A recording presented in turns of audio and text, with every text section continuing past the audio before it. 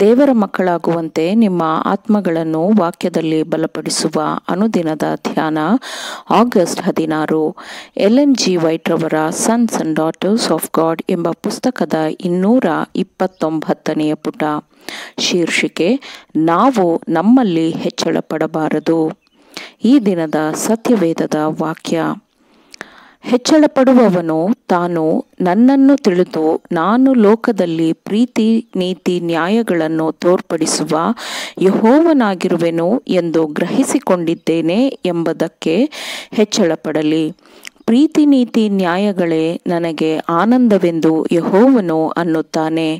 ಯೆರೆಮೀಯ 9ನೇ ಅಧ್ಯಾಯ 24ನೇ ವಚನ. ನಮ್ಮಲ್ಲಿರುವ ಎಲ್ಲ ಅರ್ಹತೆಯ ಬಗ್ಗೆ ಹೆಮ್ಮೆ ಪಡುವುದು ತಕ್ಕದ್ದಲ್ಲ.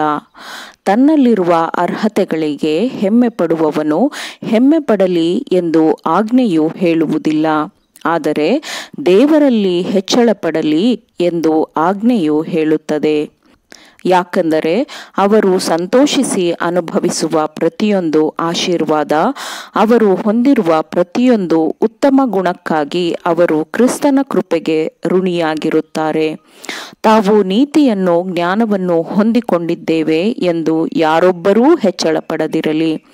ದೇವರ ವಿಷಯಗಳಲ್ಲಿ ಆಳವಾದ ಅನುಭವವನ್ನು ಹೊಂದಿರುವವರು ಅಹಂಕಾರ ಮತ್ತು ಆತ್ಮೋನ್ನತಿ, ಸ್ವಯಂ ಸ್ತುತಿಯಿಂದ ದೂರವಿರುತ್ತಾರೆ. ಅವರು ತಮ್ಮ ಆತ್ಮದ ಬಗ್ಗೆ ದೀನತೆಯ ಭಾವವನ್ನು ಹೊಂದಿರುತ್ತಾರೆ ಮತ್ತು ಕ್ರಿಸ್ತನ ಮಹಿಮೆ ಮತ್ತು ಶ್ರೇಷ್ಠತೆಯ ಬಗ್ಗೆ ಅತ್ಯಂತ ಉನ್ನತವಾದ ಪರಿಕಲ್ಪನೆಯನ್ನು ಹೊಂದಿರುತ್ತಾರೆ. ನಾವು ನಮ್ಮ ದೃಷ್ಟಿಯನ್ನು ಪರಲೋಕದ ಮೇಲೆ ಕೇಂದ್ರೀಕರಿಸಿದಾಗ ಮತ್ತು ಕ್ರಿಸ್ತನ ಗುಣ ಸ್ವಭಾವದ ಬಗ್ಗೆ ಸ್ಪಷ್ಟವಾದ ದೃಷ್ಟಿಕೋನಗಳನ್ನು ಹೊಂದಿರುವಾಗ ನಾವು ನಮ್ಮ ಕರ್ತನನ್ನು ನಮ್ಮ ಹೃದಯಗಳಲ್ಲಿ ಸ್ತುತಿಸುತ್ತೇವೆ. ಮನುಷ್ಯನಿಗೆ ವಿಮೋಚಕನ ಇತಿಹಾಸದ ಪರಿಚಯವಾಗುತ್ತಿದ್ದಂತೆ ಆ ಮನುಷ್ಯನು ತನ್ನಲ್ಲಿರುವ ಗಂಭೀರವಾದ ದೋಷಗಳನ್ನು ಕಂಡುಕೊಳ್ಳುತ್ತಾನೆ. ಅವನು ತನ್ನ ಜೀವನವು ಕ್ರಿಸ್ತನೊಂದಿಗೆ ಸ್ವಲ್ಪವೂ ಹೋಲಿಕೆಯಾಗುತ್ತಿಲ್ಲ ಎಂದು ಪರಿಗಣಿಸಿದಾಗ ಅವನು ತನ್ನ ಜೀವನದಲ್ಲಿ ಆಗಬೇಕಾದ ಸಂಪೂರ್ಣವಾದ ಬದಲಾವಣೆಗಳ ಅಗತ್ಯತೆಯನ್ನು ಕಾಣುತ್ತಾನೆ. ಆತನ ಶ್ರೇಷ್ಠವಾದ ಮಾದರಿಯಂತೆ ಆಗಬೇಕೆಂಬ ಬಯಕೆಯಿಂದ ಇನ್ನೂ ಅಧ್ಯಯನ ಮಾಡುತ್ತಾನೆ. ಅವನು ತನ್ನ ಅಚ್ಚುಮೆಚ್ಚಿನ ಗುರುವಿನ ನೋಟವನ್ನು, ಆತ್ಮವನ್ನು ಸೆರೆಹಿಡಿದುಕೊಳ್ಳುತ್ತಾನೆ. ಅವನು ಆತನನ್ನು ದೃಷ್ಟಿಯಿಟ್ಟು ನೋಡುವುದರಿಂದ ಆತನ ರೂಪದಂತೆಯೇ ಮಾರ್ಪಡುತ್ತಾನೆ.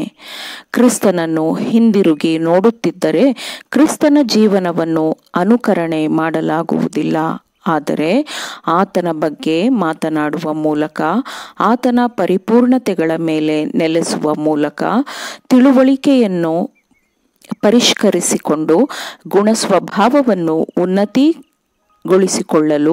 ಪ್ರಯತ್ನಿಸುವ ಮೂಲಕ, ನಂಬಿಕೆ ಮತ್ತು ಪ್ರೀತಿಯ ಮೂಲಕ, ಶ್ರದ್ಧೆ, ನಿರಂತರ ಪ್ರಯತ್ನದಿಂದ ಆತನ ಸಂಪೂರ್ಣವಾದ ಮಾದರಿಯನ್ನು ಸಮೀಪಿಸುವ ಪ್ರಯತ್ನದಿಂದ ನಾವು ಕ್ರಿಸ್ತನ ಜೀವನವನ್ನು ಅನುಕರಣೆ ಮಾಡಬಹುದು.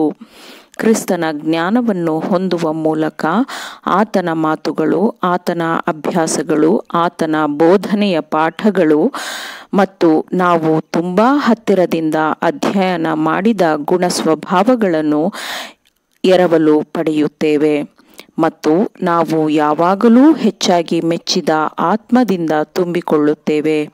ಆತನು ನಮಗೆ 10,000 ಜನರಲ್ಲಿ ಧ್ವಜಪ್ರಾಯನಾಗಿರುತ್ತಾನೆ.